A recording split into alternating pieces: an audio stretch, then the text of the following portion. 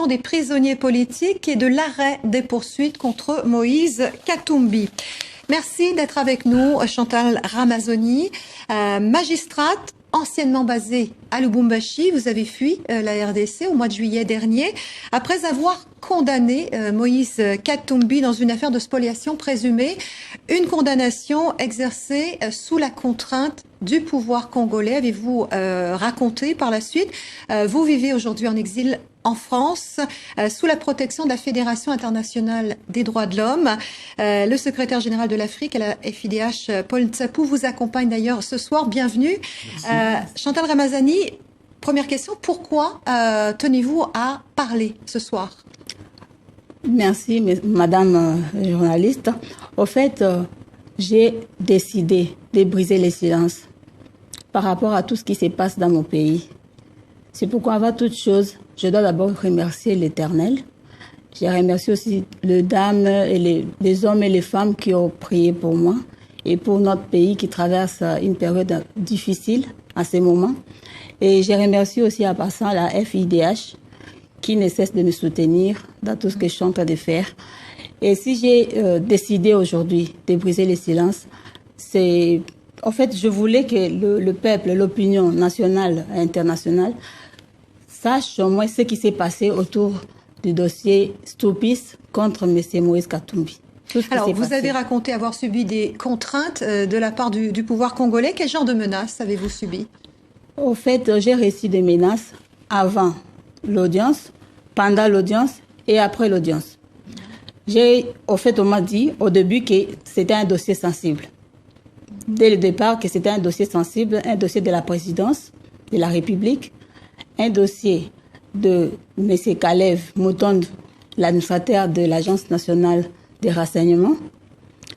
Et d'entre les jeux, avant l'audience, j'ai reçu le bâtonnier Kamukuni, qui est non seulement l'avocat de Kalev Moutonde, et l'avocat aussi de Stupis. Je l'avais reçu donc avant l'audience.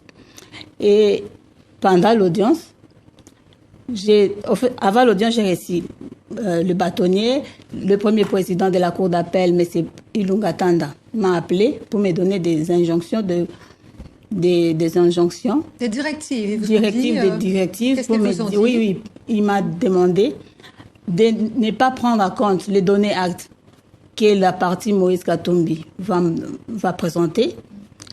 Même il arrive qu'il soulève des exceptions que je ne les prenne pas en compte, je dois nécessairement, obligatoirement prendre le dossier en délibéré et demander aux avocats de Moïse Katumbi de se retirer de la barre. Et c'est ce que je fais.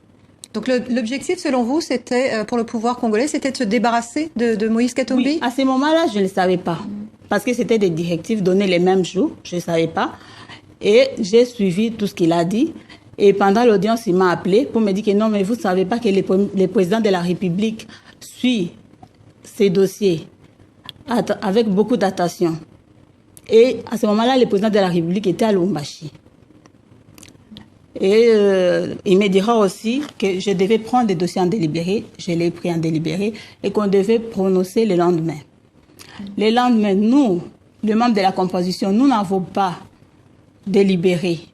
C'est lui-même le premier président qui nous a demandé de condamner Moïse à 3 ans de prison, de lui demander de payer l'amende de $1 million, de mettre aussi la clause d'arrestation immédiate pour quelqu'un qui n'était même pas au pays, pour quelqu'un qui avait reçu l'autorisation d'aller se faire soigner en Europe. On ne pouvait pas, en principe, les condamner par défaut. Donc, il y avait, au fait, dans ce dossier, il y avait des vices. Sur le plan de la forme, nous avons rejeté un donné acte. En principe, le tribunal ne pouvait pas rejeter ces données actes. Alors, vous avez alors écrit une lettre aux Nations Unies ainsi qu'à l'Union européenne et à tous les hauts responsables politiques et juridiques de la RDC vous avez demandé qu'on annule la signature que vous avez apposée au bas de la page de condamnation de Moïse Katumbi. Vous avez ensuite fui la France. Vous vivez aujourd'hui, on l'a dit, sous la protection de la FIDH. Oui. Qu'est-ce que ça veut dire en clair, Paul Ntsapou? Eh bien, vous savez, elle est une victime. Lorsque vous analysez ce qui lui est arrivé, c'est un témoignage vivant qui démontre qu'elle est une victime et elle a posé un acte de courage pour lutter contre l'impunité. Donc elle est victime dans son propre pays et en voulant démontrer que les opposants politiques de la trempe de Moïse Katumbi, les défenseurs des droits de l'homme, les journalistes indépendants vivent cette misère, cette dictature à travers une justice qui n'est pas indépendante.